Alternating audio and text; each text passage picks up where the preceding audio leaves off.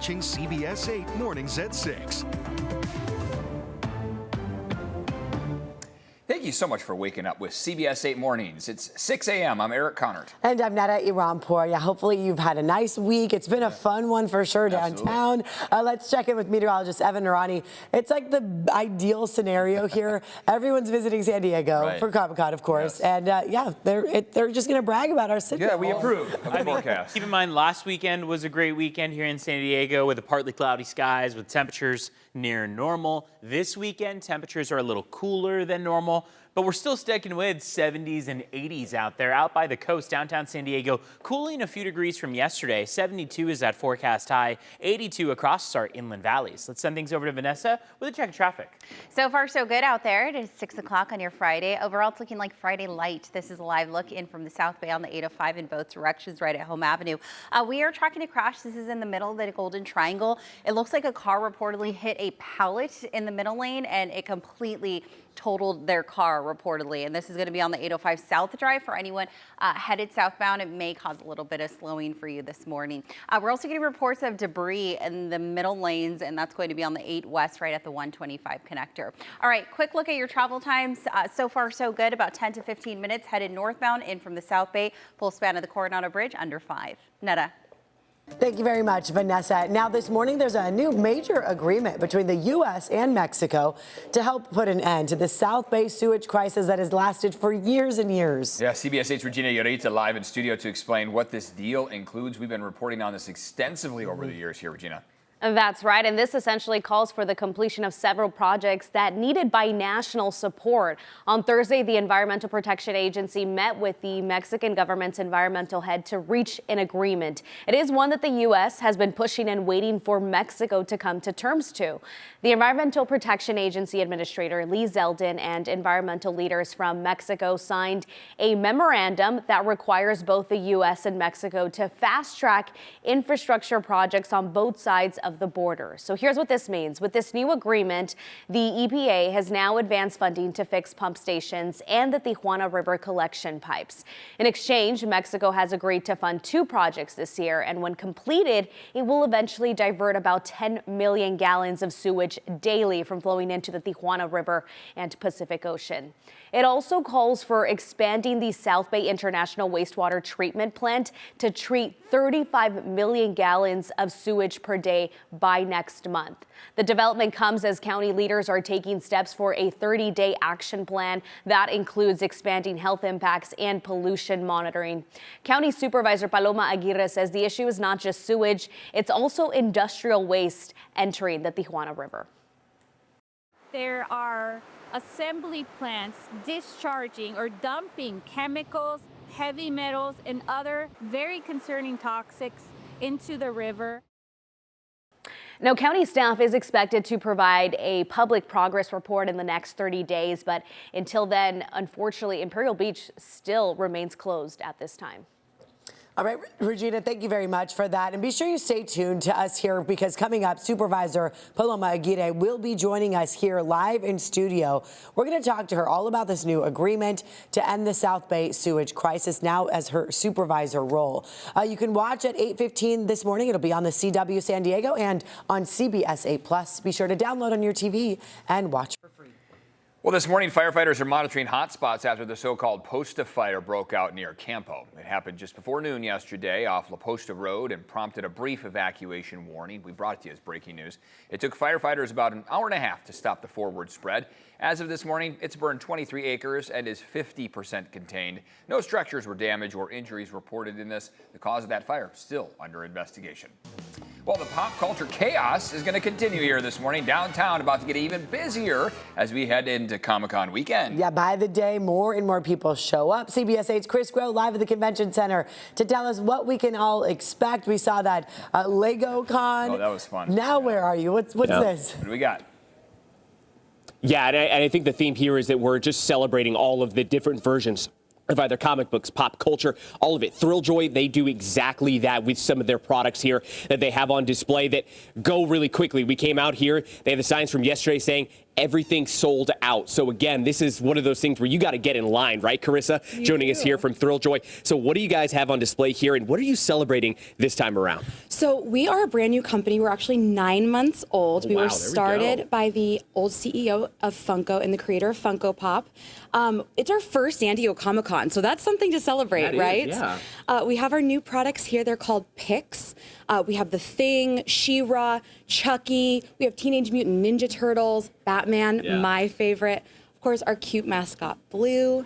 And the whole idea behind this product is that you don't know what you're getting. There's a 1 in 6 chance of chase for every single item we have. And some of them, we have items that are as rare as 96, 24 pieces, or even a 1 of 1. You could be lucky enough to pull a 1 of 1 figure here in the booth here at Comic-Con. So when you say chase, is that a specific character, or you mean that like, so this a great example is you can either get Bebop here in this, or which is who's on the outside, right? Or you could be lucky enough to pull the 1 in 6 chance of Rock Steady. Okay, yes, awesome, very cool. So it really is just sort of like dealer's choice every time you buy one of these products, adding to the thrill. It's adding to the thrill, which is why we say you tear into the thrill and then you reveal the seal. Awesome. So should we tear into this one? I think you should try it, right? Okay. All right. Awesome. So you take the mic. Okay. I'll take the thrill. Look, I'm in charge now, right? Yeah, I'm the captain now. You are the captain now. Yeah. Awesome. So we're gonna go ahead. We're gonna pull tear this into back the thrill. here. Yeah. All right. So we're either gonna get Bebop here, or we're gonna get one. What'd you get? We got the Bebop. Okay. So this is still so cool because what I love again about all the different products that you guys have, and we kind of take a look back here at the screen. Is the fact that, again, we're celebrating all these different moments of pop culture. You mentioned Batman's your favorite. Yes. Honestly, when you go ahead and you kind of tap into that nostalgia, what's that feeling like, especially when you see the lines of people waiting to come in and try something out that's brand new, but they get that thrill, they get the joy of the chance of something special? Look, it's great. I got to make a career out of being around toys and the things I love every day. I'm the luckiest person ever. I love the nostalgia of it. I am a collector myself. We're a company that was started by fans for fans, and this is really a love letter to all the things that we enjoy in our lives. And it's crazy. We sold out in the first day in 1 hour, the second day in 2 hours. So as a new company, we just feel so lucky to be here and showered by all the love that we're receiving from our fans. And real quick, before we throw things back to the studio, where are you guys located, and how soon should fans get out here? If you are here at San Diego Comic-Con, you need to get to the booth right away if you want a chance at anything. So we are at booth 4845. If you're sitting at home and you weren't able to get a badge, don't worry though, because the fun continues online. Thrilljoy.com. You can buy some of these summer event exclusives. They're still available now, but they are going fast, so you might want to check it out right now. Awesome. Well, Carissa, thank you so much. Again, you can't win if you don't play, right? Exactly. So get in line. You'll get the Thrilljoy. Eric Netta will send things back to you guys. Both thrills and lots of joy being had out there here today. Love that. What a surprise. You never know what you're going to get. What's going to be in the box? Okay. That's great stuff. So I'm curious how quickly they're going to sell out today. Snatched up.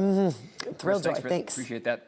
All right, let's talk temperatures for Comic-Con. What's going on, Evan? Nice. So mild out there. Very comfortable. Not much trouble at all. Temperatures trending below normal. Normal for San Diego would be 76, so we're not far off. But yesterday barely made it to 74 as that afternoon high. It's all as the trough of low pressure is sitting across the western U.S. Everywhere east of us, it's quite hot, and that's what we're going to start to see going into the beginning of next week. But for now, we get to enjoy these partly cloudy to mostly sunny skies, at least by the afternoon, an abundance of clouds in the morning, and then by the time we get to each afternoon, we see the sunshine. One part of the county where you don't have to wait to see that sunshine is out across our local mountains. When you look in areas like Julian, we have a lot of sunshine already as the morning begins. We're about 20 minutes post sunrise. That was 5:58 this morning, and sunset not coming until 7:52. Here's what we see on satellite radar, where we see that absolutely along the coast from San Diego all the way up to Oceanside, we've got a fair amount of cloud cover, but those clouds are not as dense, nor are they stretching as far east as they typically do, which means that we're slowly transitioning away from the May gray, the June gloom, and what would normally be less cloudy July, obviously, over the last several weeks has been quite the opposite. It has been quite cloudy each morning for the month of July. So we're hoping to transition to more and more sunshine into next week. We'll see how that pans out. Current temperatures out the door mostly in the low 60s in Hamul to kick off the day. 60 degrees right now. Good morning to La Mesa at 59, Mira Mesa at 64, and Oceanside also at 64 to kick off the morning. Look at Campo, a little chilly this morning at 47 degrees as we start the day. What we're going to be seeing is that as we go into next week, those temperatures will slowly and gradually climb, but over the course of the weekend, we're sticking with overnight lows just like this, afternoon highs in the 70s and 80s, and look at that 7-day forecast. It's just a few minutes away. Vanessa checking in on traffic on that morning commute. Good morning. I sure am. Hey, Evan. Good morning to everyone tuning in. We've made it to Friday. This is live look in both directions. It's looking Friday light out there. This is the 5 right at Oceanside Boulevard. That's that southbound drive right there, and you can see it's actually fairly light. This is the northbound drive coming in from the South Bay as you make your way in from Chula Vista, passing Home Avenue towards that 15 connector. That's also looking light this morning. Just a heads up, if you're headed southbound on the 805, just past the top of the Golden Triangle at La Jolla Village Drive, we have a car that's pulled over. It reportedly crashed into a bunch of debris, and it's totaled, or at least that's what's on the CAD, after hitting a pallet. That's not good. Not a good way to start their Friday.